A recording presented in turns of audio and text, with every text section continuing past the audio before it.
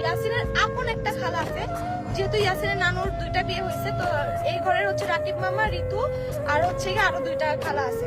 হ্যাঁ, আর আগের ঘরে হচ্ছে ইয়াসিন, জয় ওরা আর কি। তো ইয়াসিনের আপন নিজের খালা বলতেছে কি এটা কি ইয়াসিনের নানার নাকি কিছু একটা বলছে, নানার বাড়ি।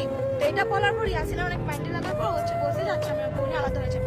আমি বিয়ের পর একটা রুম কি আমি জানতাম না। আমি ঋতু রুমে থাকছি, ঋতু রুমে 1 মাস থাকছি। 1 মাস থাকার পর এরপরে যে 1 মাস সেটা হচ্ছে আমি ইয়াসিনের নানার রুমের নিচে খাট বিছা ঘুমাইছি, অনেক সময় একসাথে ঋতুদের সাথে একসাথে ঘুমাইছি। হ্যাঁ, অনেক কষ্ট করে আমরা আজকে এই জায়গায় আসছি। আমার শুধু ওই ফ্যামিলি নিয়ে একটা অভিযোগ যে আমি ওই বাসার ছোট ছিলাম, মানে বউ হিসেবে ছোট ছিলাম। আমি কখনো কাউকে নিয়ে একটা কথা বলে আরেকজনকে কথা আমি কখনোই লাগাইতাম না। আমি সবার সাথে মিলেমিশে থাকার ট্রাই করছি।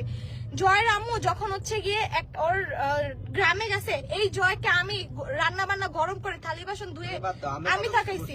হ্যাঁ, অনেক কিছু করছি, বাট আমার খারাপ লাগছে জয় পর্যন্ত